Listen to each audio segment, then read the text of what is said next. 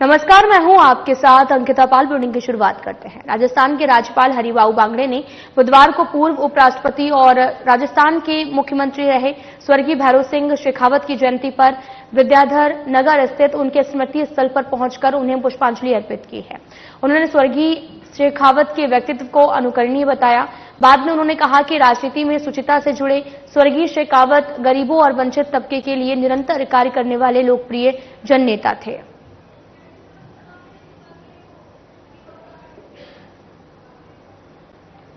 आपको बताते चलें कि हरिभाऊ बागड़े ने आपको बताते चले कि बुधवार को उपराष्ट्रपति और राजस्थान के मुख्यमंत्री रहे स्वर्गीय भैरों सिंह शेखावत की जयंती पर विद्याधर नगर स्थित उनके स्मृति स्थल पर पहुंचकर पुष्पांजलि अर्पित की है।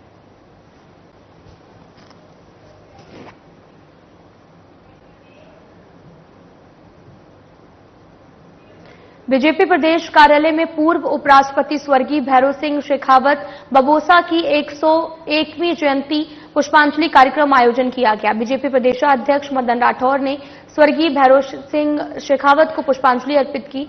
इस दौरान मदन राठौर ने कहा कि स्वर्गीय भैरों सिंह शेखावत के विचार और सिद्धांत सब कार्यकर्ताओं के लिए प्रेरणा स्रोत हैं और साथ ही श्रद्धेय बबोसा ने सार्वजनिक जीवन सादगी, सत्यनिष्ठा, नैतिकता और राष्ट्र के प्रति समर्पण किया। जो अद्भुत मिसाल कायम की है वो भी सभी के लिए अनुकरणीय है। वहीं पूर्व उपराष्ट्रपति स्वर्गीय भैरों सिंह शेखावत की जयंती पर प्रदेश कार्यालय पर केंद्रीय मंत्री गजेंद्र सिंह शेखावत, प्रदेश उपाध्यक्ष नारायण पंचरिया और साथ ही प्रदेश महामंत्री और सांसद दामोदर अग्रवाल, श्रवण बगरी समेत अन्य पदाधिकारियों ने पुष्पांजलि अर्पित की है।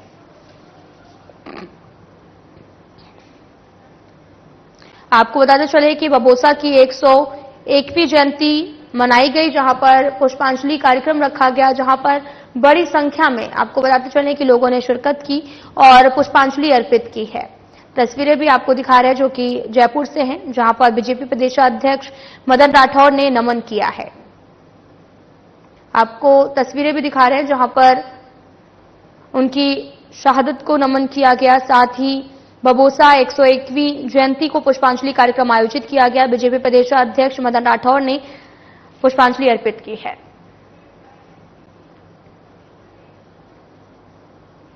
राजस्थान सरकार में उद्योग और वाणिज्य मंत्री कर्नल राज्यवर्धन राठौर ने विभागीय अधिकारियों के साथ बैठक की और औद्योगिक विकास को बढ़ावा देने के उद्देश्य से कई महत्वपूर्ण विषयों पर गहन चर्चा की है। साथ ही राइजिंग राजस्थान इन्वेस्टमेंट समिट 2024, औद्योगिक क्षेत्रों की स्थापना और रोजगार सृजन, आवश्यक संसाधनों की उपलब्धता और निवेश के लिए नीतिगत ढांचे और अन्य महत्वपूर्ण बिंदुओं पर गहन विचार विमर्श किया है। कर्नल राज्यवर्धन राठौर ने कहा कि हम चाहते हैं कि राजस्थान में निवेश से विकास हो और रोजगार से समृद्धि आए।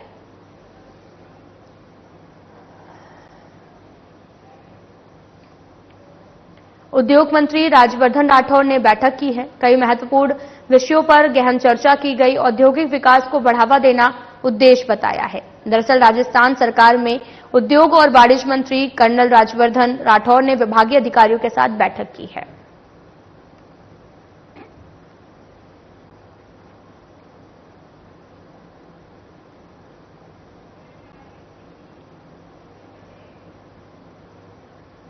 भारतीय जनता पार्टी के प्रदेशाध्यक्ष मदन राठौर ने उपचुनाव प्रबंधन समिति के साथ बैठक की और आगामी कार्यों के लिए दिशा निर्देश दिए हैं। प्रदेशाध्यक्ष मदन राठौर ने कहा कि मुख्यमंत्री भजनलाल शर्मा के कार्यों और योजनाओं के आधार पर बीजेपी प्रत्याशी को भारी मतों से जिताकर विधानसभा भेजेंगे।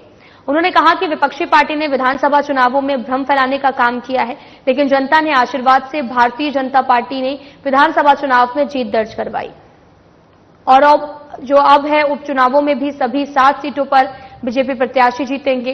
प्रदेश में भजनलाल सरकार जनता के लिए काम कर रही है, जनता के सरोकार से जुड़ी है। साथ ही मदन राठौर ने कहा कि बीजेपी उपचुनावों में सरकार के विकास कार्यों को लेकर जनता के बीच जाएगी। बीजेपी में टिकट वितरण केंद्रीय नेतृत्व जनता की राय और सर्वे रिपोर्ट के आधार पर करता है। इसमें किसी का चेहरा नहीं देखा जाता, बल्कि व्यक्ति की निष्ठा, सेवा भाव और कर्तव्य के साथ में जनता का मत देखा जाता है।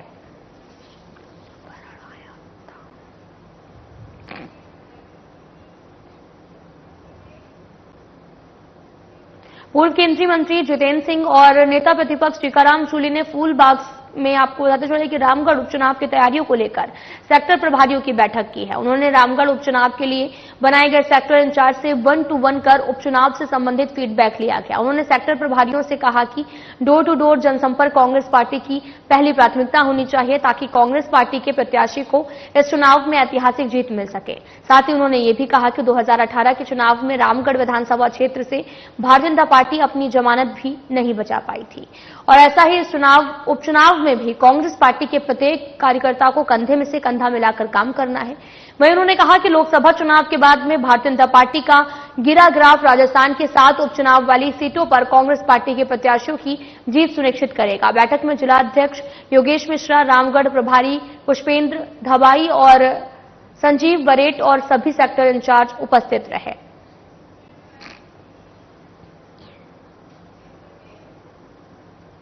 तो वहीं दिल्ली के अशोक होटल में 23 और 24 अक्टूबर को आयोजित एक प्रमुख माइक्रो फाइनेंस सत्र कार्यक्रम में युवा जागृति संस्थान के उत्कर्ष एवं स्वयं सहायता समूहों की महिलाओं ने अपनी पहचान बिखेरी है। इस आयोजन में श्री अन्न से बने उनके अनूठे और स्वदेशी उत्पादों की प्रदर्शनी विशेष आकर्षण का केंद्र रही, जिसने सभी गणमान्य व्यक्तियों का ध्यान अपनी ओर खींचा है।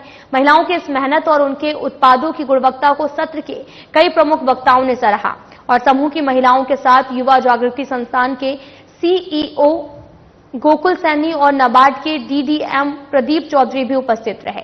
इसी के साथ कार्यक्रम में उपस्थित गणमान्य अतिथि सत्र के अध्यक्ष ESAF स्मॉल फाइनेंस बैंक के एमडी और सीईओ के पॉल थॉमस ने उत्कर्ष समूह की महिलाओं के इन उत्पादों की भूरी भूरी प्रशंसा की है और उन्होंने कहा कि ये न केवल महिलाओं की अद्वितीय उद्यमिता कौशल को दर्शाता है बल्कि स्थानीय संसाधनों के कुशल उपयोग का भी बेहतरीन उदाहरण भी है।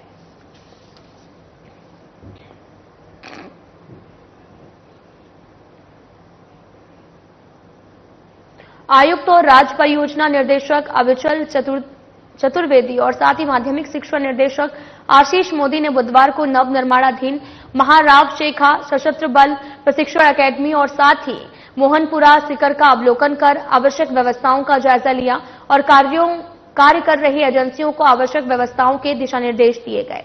इस दौरान चतुर्वेदी ने मोहनपुरा ब्लॉक में राजकीय उच्च माध्यमिक विद्यालय, मोहनपुरा राजकीय उच्च माध्यमिक विद्यालय, रूपनगर राजकीय उच्च माध्यमिक विद्यालय और दुधवा का निरीक्षण किया है। उन्होंने मिड डे मील और साथ ही एबीएल किट, पाठ्य पुस्तकें, खेल सामग्री और लाइब्रेरी ग्रांट के उपयोग का अवलोकन किया। इस दौरान उन्होंने विद्यार्थियों के साथ संस्कृत और गणित विषय के कई कॉन्सेप्ट पर प्रेरक प्रक्रियाओं की तरफ से वार्तालाप किया है।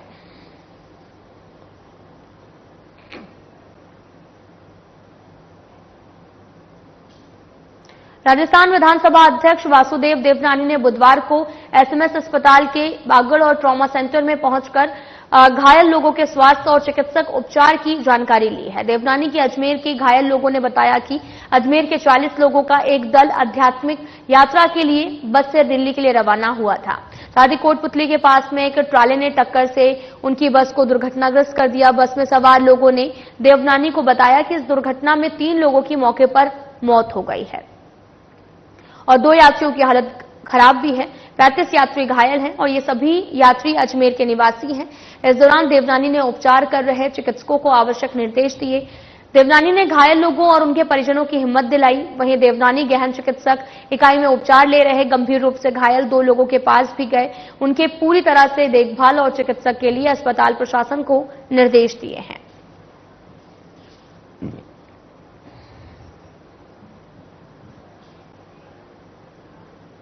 बीकानेर के समस्त राजकीय स्कूलों और इनके अध्ययनरत विद्यार्थियों की सुरक्षा को ध्यान में रखते हुए नवाचार के रूप में मिशन सुरक्षित स्कूल शुरू किया गया। जिला कलेक्टर नम्रता वेणी ने भी बताया कि मिशन के तहत प्राथमिक, माध्यमिक और उच्च माध्यमिक स्तर की स्कूलों की सुरक्षा संबंधी आवश्यकताओं का सर्वे किया जाएगा और सर्वे संबंधी उपखंड अधिकारियों की ओर से राजस्व विभाग के कर्मियों के माध्यम से करवाया जाएगा। इसके लिए ब्लॉक स्तर पर उपखंड अधिकारियों को नोडल अधिकारी नियुक्त किया गया और नोडल अधिकारी अपने क्षेत्र के स्कूलों का 1 सप्ताह में भौतिक सत्यापन करके निरीक्षण रिपोर्ट प्रस्तुत करेंगे। वहीं जिला कलेक्टर ने बताया कि उपखंड अधिकारियों से प्राप्त रिपोर्ट के अनुसार स्कूली भवनों और उनके पढ़ने वाले विद्यार्थियों को सुरक्षित और संरक्षित वातावरण उपलब्ध कराने के लिए प्रस्तावित कार्य संबंधी विभाग के माध्यम से करवाए जाएंगे।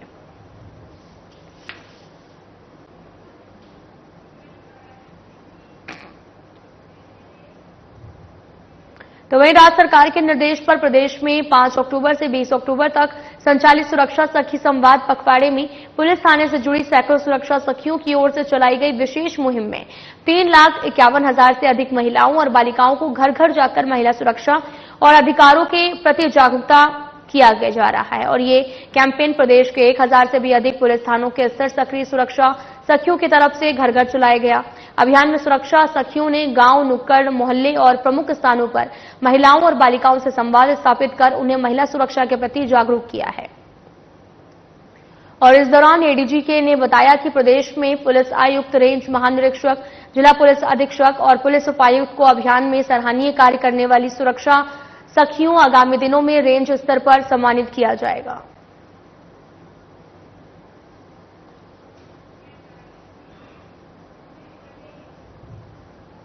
पशुपालन, गोपालन और डेयरी शासन सचिव डॉक्टर समित शर्मा की अध्यक्षता में बुधवार को राष्ट्रीय पशुधन मिशन में उद्यमिता विकास कार्यक्रम से संबंधित बैंकों में लंबित प्रकरणों पर चर्चा के लिए बैठक का आयोजन किया गया। बैठक में कई बैंकों के प्रतिनिधियों ने भाग लिया। बैठक में डॉक्टर शर्मा ने पशुपालन विभाग को जिला स्तरीय नोडल अधिकारी बनाने के निर्देश दिए, जो बैंक और आवेदकों और उद्यमियों के बीच में समन्वय का जो काम है वो करेंगे। इसमें आवेदकों को भी ऋण लेने में आ रही परेशानियों को दूर किया जा सकेगा। और उन्होंने ये भी निर्देश दिया कि बैंक अपने लोन के लिए आवश्यक चेकलिस्ट विभाग को दे और विभाग अपनी चेकलिस्ट को उसमें शामिल करते हुए नई चेकलिस्ट बनाए और आवेदक को भविष्य में यही चेकलिस्ट व्हाट्सएप या फिर अन्य किसी माध्यम से उपलब्ध कराई जाए। ऐसा करने से 2 अलग अलग चेकलिस्ट से होने वाली परेशानियों से बचा जा सकता है।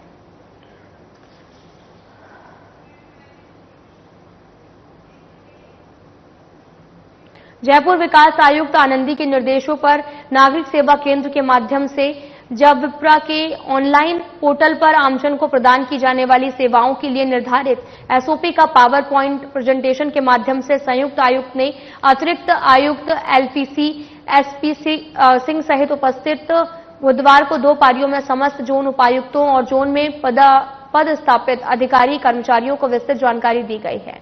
जेडीसी ने बताया कि नागरिक सेवा केंद्र के माध्यम से जब विप्रा के ऑनलाइन पोर्टल पर नागरिकों को प्रदान की जाने वाली सेवाओं के संबंध में समय समय पर जारी कार्यालय आदेशों में प्रदत्त व्यवस्था में समय के अनुरूप आंशिक संशोधन करते हुए एसओपी बीते दिनों निर्धारित की गई थी, जिसकी पालना जोन उपायुक्त और जोन में पदस्थापित अधिकारी कर्मचारियों की तरफ से सुनिश्चित किए जाने के लिए पावर पॉइंट प्रेजेंटेशन का आयोजन किया गया है।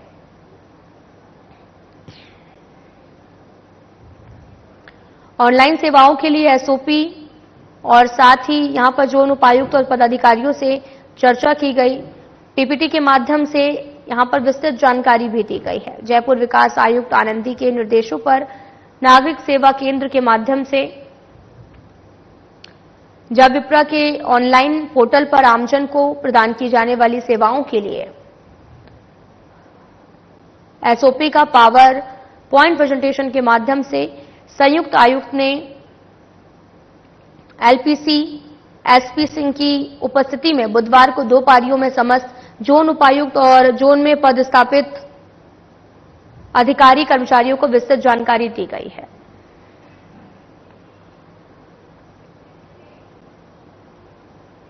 जयपुर जिला प्रशासन की ओर से शुक्रवार 25 अक्टूबर को मानसरोवर स्थित सिटी पार्क में प्रातः 6:30 बजे फिट इंडिया फ्रीडम रन 5.0 अभियान के तहत दौड़ का आयोजन किया जा रहा है। और जिला परिषद की मुख्य कार्यकारी अधिकारी प्रतिभा वर्मा ने बताया कि स्वच्छता और स्वास्थ्य की थीम पर आयोजित होने वाली फिट इंडिया फ्रीडम रन में स्कूल और कॉलेज के विद्यार्थी, जनप्रतिनिधियों और गणमान्य व्यक्ति, खिलाड़ी, राजकीय कर्मचारी, महिलाएं, एनजीओ, ट्रस्ट, स्वच्छता और स्वास्थ्य के क्षेत्र में कार्य करने वाली संस्थाएं, व्यापारी, स्थानीय नागरिक प्रबुद्ध जन, एनसीसी और साथ ही राष्ट्रीय सेवा योजना एवं स्काउट्स के स्वयंसेवक अपनी सक्रिय भागीदारी निभाएंगे। जिला परिषद के अतिरिक्त मुख्य कार्यकारी अधिकारी शेर सिंह लुहारिया ने बताया कि रन के विजेताओं को आयोजन में सम्मानित भी किया जाएगा। जिला परिषद की मुख्य कार्यकारी अधिकारी प्रतिभा वर्मा ने कार्यक्रम में सफल आयोजन के लिए संबंधित विभागों के अधिकारियों को जिम्मेदारी सौंपी है।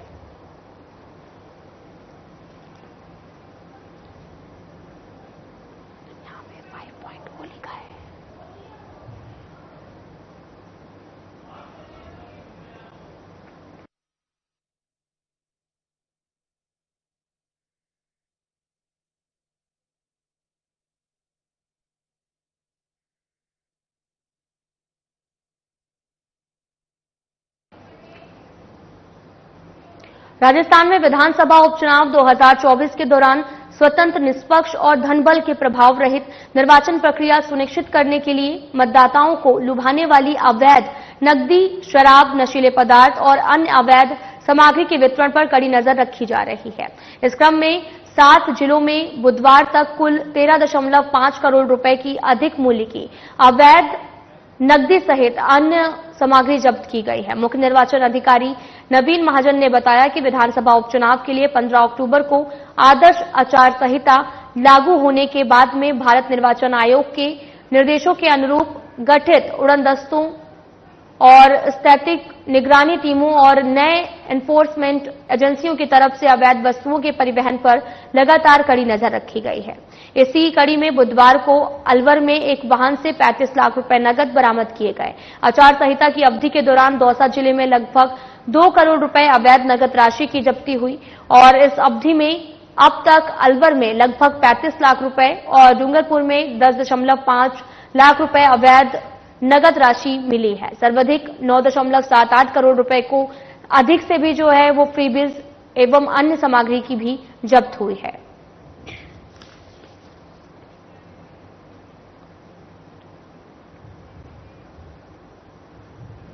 तो वहीं भरतपुर जिले के मथुरा गेट थाना पुलिस ने ऐसे शातिर ठग अमरचंद गड़रिया निवासी पिडियानी यानी आपको बताते चले कि थाना चिकसाना को गिरफ्तार किया गया है और जो सरकारी नौकरी लगवाने के नाम पर गरीब बेरोजगार बच्चों को अपना शिकार बनाता था, वर्दी में फोटो दिखाकर पुलिस अधिकारी बनकर जाल में फंसाता और उनसे मोटी रकम ऐंठ लेता था। एसपी मृदुल कचवाहा ने भी बताया कि 19 अक्टूबर को न्यू सिविल लाइंस कॉलोनी निवासी पिंकी जाट ने थाना मथुरा गेट में रिपोर्ट दी थी और यहां पर 10 जनवरी 2019 को आरोपी अमरचंद बघेल ने उसके भाई को सरकारी नौकरी लगवाने का झांसा देकर उससे 5.50 लाख रुपए हड़प लिए और रिपोर्ट पर मुकदमा दर्ज कर जांच शुरू कर दी गई है, जहां पर पुलिस ने सफलता हासिल करते हुए आरोपी को गिरफ्तार किया। फिलहाल पुलिस पूरे मामले की जांच में जुटी हुई है।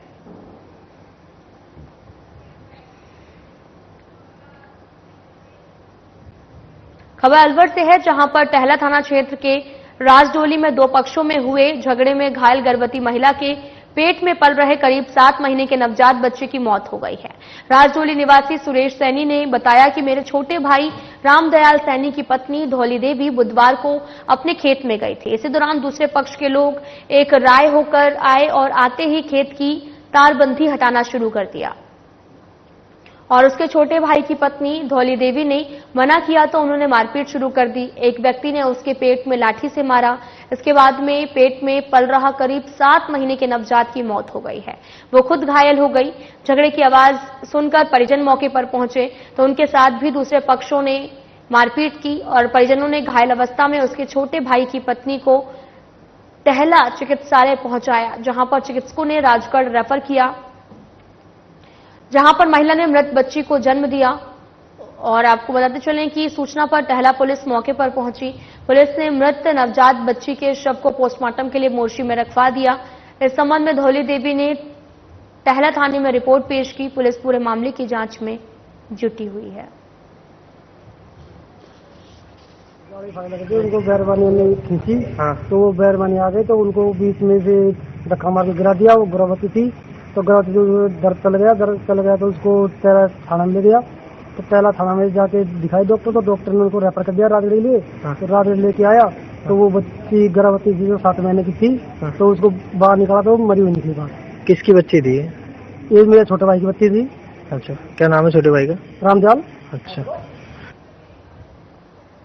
खबर अलवर से है, जहां पर राजगढ़ थाना क्षेत्र के ग्राम पुराना राजगढ़ स्थित मांझी की बावड़ी सरकारी स्कूल के पास में करीब 250 फुट गहरे कुएं में आपको बताते चले कि असंतुलित होकर गिर जाने से एक वृद्ध की मौत का मामला सामने आया है। जहां पर सूचना पर राजगढ़ थाना अधिकारी रामजी लाल मीना और आपको बताते चलें कि जुगनू तंबोली मौके पर पहुंचे, जहां पर ग्रामीणों और जुगनू तंबोली की सहायता से वृद्ध के शव को कुएं से बाहर निकाला गया। पुलिस ने वृद्ध के शव को कब्जे में लेकर पोस्टमार्टम के लिए राजगढ़ सीएचसी की मोर्चरी में पहुंचाया है। राजगढ़ थानाधिकारी रामजी लाल मीना ने बताया कि मांझी की बावड़ी निवासी मोहनलाल सैनी ने रिपोर्ट दी। उसके पिता गिरधारी लाल सैनी घर के पीछे बने कुएं में कम दिखाई देने की वजह से असंतुलित होकर गिर गए और जिससे उनकी मौत हो गई। पुलिस ने मामला दर्ज कर शव का पोस्टमार्टम करवाकर मृतक के शव को परिजनों को सौंप दिया गया है। में एक आदमी गिर गया। इस सूचना पर मैं मई जाता के पुराना राजगढ़ पहुंचा। स्कूल के पास में एक गिरधर लाल सैनी के मकान के पीछे स्थित एक कुएं में गिरधर लाल मृतक मिला, जिसकी उम्र करीब 86 साल है। परिजनों ने बताया कि ये पेशाब करने के लिए गया था और वहाँ उसको दिखाई भी कम देता है और रास्ते के पास में एक कुआं है। संभवतः ये कुएं के पास से निकलते समय में अनबैलेंस होकर के उसमें गिर गया, जिससे उसकी मौत हो गई। इसकी लाश को यहाँ पोस्टमार्टम हेतु मुर्दागढ़ राजगढ़ लेकर के आए सीएचसी में और फिर इसका पोस्टमार्टम कराया जाकर और लाश को परिजनों को अंतिम संस्कार हेतु सुपुर्द कर दी गई। इसके मृतक के पुत्र मोहनलाल ने बानसूर में किसानों को समय पर ट्रांसफार्मर नहीं मिलने से नाराज किसानों ने बानसूर में बिजली विभाग के कार्यालय के बाहर विरोध प्रदर्शन किया है। विभाग के खिलाफ नारेबाजी की गई। किसानों ने बताया कि विभाग के अधिकारियों की लापरवाही से पिछले 1 महीने से ट्रांसफार्मर के लिए विभाग के अधिकारियों के चक्कर भी लगा रहे हैं, लेकिन अधिकारी कोई सुनवाई नहीं कर रहे। किसानों ने बताया कि इस समय रबी की फसल बुआई की तैयारी को लेकर सिंचाई की जा रही है। अगर उन्हें डीपी समय पर नहीं मिलती तो सिंचाई समय पर नहीं होगी, जिससे किसानों को भारी नुकसान होगा। इस दौरान राकेश दायमा ने बताया कि आज कई गांवों के किसान डीपी लेने के लिए बिजली विभाग के कार्यालय पर आए, लेकिन किसानों को जो है वो डीपी समय पर नहीं दी जा रही है। उन्होंने विभाग के अधिकारियों ठेकेदार पर आरोप लगाया कि अधिकारी अपने मिलने वालों पर घर पर डीपी भिजवाते हैं और यहां पर किसान चक्कर लगाते रहते हैं, लेकिन किसानों की कोई सुनवाई नहीं की जा रही। उन्होंने मांग की कि जल्द से जल्द किसानों की डीपी उपलब्ध करवाई जाए, अन्यथा यहां पर विभाग के खिलाफ बड़ा आंदोलन किया जाएगा। हमारे जो बानसूर किसान हैं उनके साथ रोज अत्याचार हो रहा है। ये बिजली विभाग लगभग 1 महीने से डीपी के लिए इंतजार कर रहा है, जबकि किसान का इस टाइम फसल का टाइम है। आप सोचो कि जो फसल है उड़ाई का टाइम है और यदि खेत बो जाएंगे तो रास्ते बंद हो जाएंगे आम किसानों के। तो आज सोचो 4-4, 5-5 दिन के लिए जो टाइम होता है उसका 1 महीने का वेट कर रहे हैं। और ये ठेकेदार और यहाँ बैठे जो बिजली विभाग प्रशासन के अधिकारी हैं, ये अपने जो खुद के जो जानकार लोग हैं उनको पैसों के उनके घर जाके डीपी दे के आते हैं और ये किसान आदमी है उनको आम आदमी को परेशान कर रहे हैं और नहीं कोई जवाब है। या नयन साहब बैठे हैं, जैन साहब बैठे हैं और बाबू बैठे हैं, वो किसानों से अभद्र भाषा से बात करते हैं। इसके खिलाफ हम यहाँ किसान आदमी इकट्ठे हुए हैं और हम प्रशासन से आपके माध्यम से आह्वान करते हैं कि समय रहते इनकी कार्यशैली सुधार करे, नहीं हम यहाँ जन आंदोलन करेंगे। जोरावर सिंह गेट स्थित राष्ट्रीय आयुर्वेद संस्थान मानद विश्वविद्यालय में बौद्धिक संपदा अधिकार विषय पर 1 दिवसीय कार्यशाला का आयोजन किया गया। कार्यशाला का उद्घाटन भारत सरकार के पेटेंट अधिनियम, डिजाइन अधिनियम और ट्रेडमार्क अधिनियम के महानियंत्रक प्रोफेसर उन्नत पंडित, ज्वाइंट कंट्रोलर रेखा विजयम, राष्ट्रीय आयुर्वेद संस्थान के कुलपति प्रोफेसर संजीव शर्मा ने किया। इस दौरान भारत सरकार के पेटेंट अधिनियम, डिजाइन अधिनियम और ट्रेडमार्क अधिनियम के महानियंत्रक प्रोफेसर उन्नत पंडित ने कार्यशाला को संबोधित किया और उन्होंने कहा कि राष्ट्रीय आयुर्वेद संस्थान में आयुर्वेद चिकित्सक के क्षेत्र में बहुत अधिक कार्य जो है वो हो रहा है। आने वाले समय में समाज को बेहतर स्वास्थ्य के लिए प्रभावित करेगा। उन्होंने इंटेलेक्चुअल प्रॉपर्टी राइट्स के आयुर्वेद से समाज के हित में अपने विचार रखते हुए अपने विचार पेश किए।